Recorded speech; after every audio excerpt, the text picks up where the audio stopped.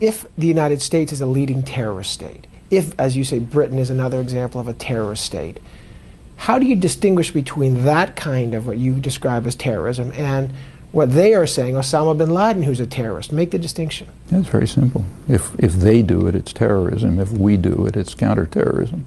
That's a historical universal. Go back to Nazi propaganda, say, most extreme mass murderers ever. If you look at Nazi propaganda, it's exactly what they said. They said they are defending the populations and the legitimate governments of Europe. Well, let's talk about in the Middle East, for example, where Sharon says, we are experiencing terrorist bombings, and therefore we have to have a big operation in the West Bank and root out terrorism. And people say, hey, you're violating human rights. Yeah, this is the 35th year of a harsh, brutal, and vicious occupation, supported unilaterally by the United States, constant terror and atrocities. Suppose Palestinians say, well, we're under terrorist attack for 35 years, therefore we have a right to carry out suicide bombings. Which is what they say. Do you accept this?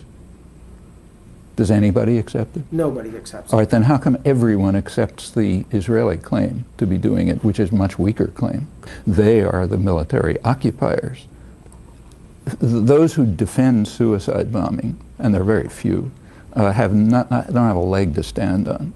Those who defend the Israeli atrocities, including the U.S. government, most intellectual opinion, a good bit of the West generally, yeah, they don't have a leg to stand on either, and they have a much weaker position.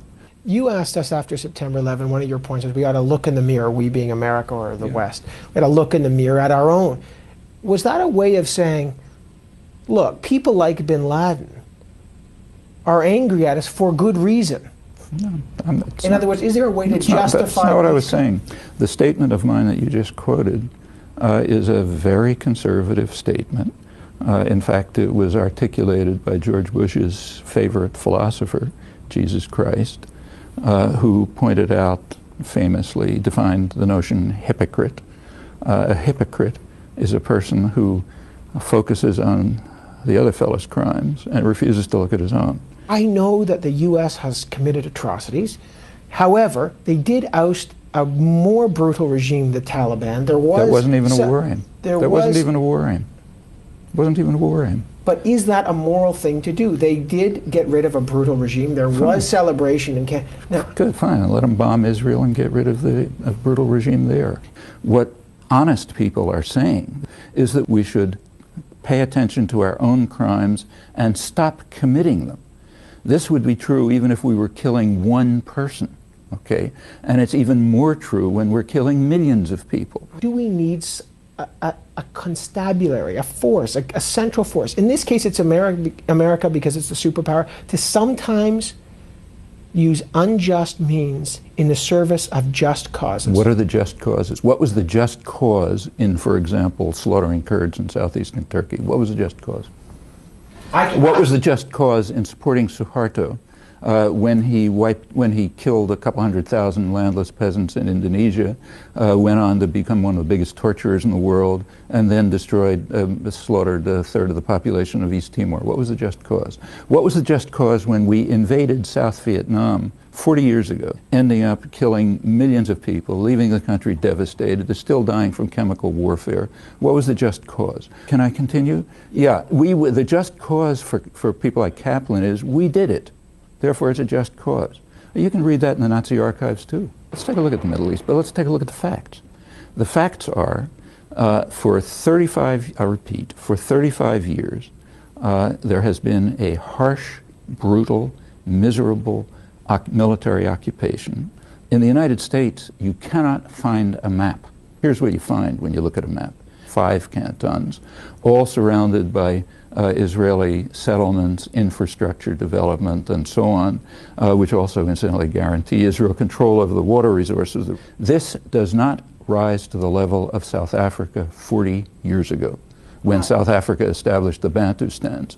That's the generous, magnanimous offer. Okay. And there's a good reason why maps weren't shown, because as soon as you look at the map, you see it. Let me just say, Arafat didn't even bother putting a counter-proposal on the table. No, that's not true. The problem that people look at now, the Middle East, is they say it's spun out of control.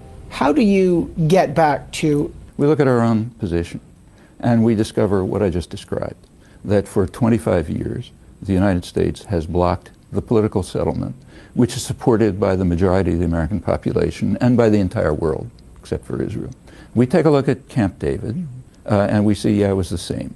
The United States was still demanding a Bantustan-style settlement and rejecting the overwhelming international consensus and the position of the American people.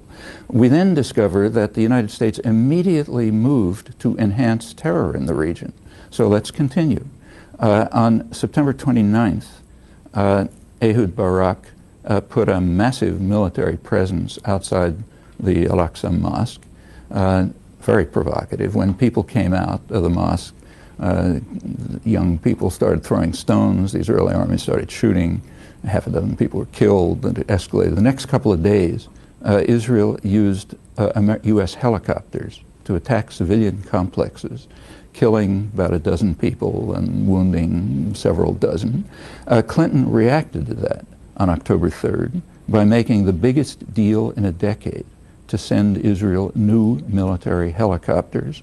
The U.S. press cooperated with that by refusing to publish the story. To this day, they have not published the fact. It continued. When Bush came in, one of his first acts was to send Israel a new shipment of the most advanced military helicopters in the arsenal. That continues right up to a couple of weeks ago with new shipments. On December 14th, the Security Council tried to pass a resolution calling for what everyone recognizes to be the obvious means for reducing terror, namely sending international monitors. The U.S. vetoed it. 10 days before that, there was a meeting at Geneva of the high contracting parties of the Fourth Geneva Convention, which has unanimously held for 35 years that it applies to Israel. The meeting condemned the Israeli settlements as illegal, condemned a list of atrocities, willful destruction of property, murder, trials, torture, and so on and so forth. What happened to that meeting? Oh, I'll tell you what happened to that meeting. The U.S. boycotted it. Therefore, the media refused to publish it. Therefore, no one here knows that the United States once again enhanced terror by refusing to recognize the applicability of conventions which make virtually everything the United States and the Israel are doing there a grave breach of the Geneva Conventions, which means a war crime. The United States is obligated as a high contracting party to prosecute violations of those conventions. That means to prosecute its own leadership for the last 25 years. Book writers like Bernard Lewis say what went wrong, that in fact there might be a clash of civilizations between an Islamic culture and a Western Judeo-Christian culture. They resent us, there's enormous amounts of hatred, and it goes back in history because of resentment. Yes, there's hatred against us. Why? In 1958, the U.S. government faced, we know from internal records, 3 major crises in the world. North Africa, Middle East, and Indonesia, all with oil-producing states, all Islamic states. السلام عليكم. لا تنسوا الاعجاب بالفيديو والاشتراك في القناة تشجيعا لنا لنستمر بنشر المزيد إن شاء الله.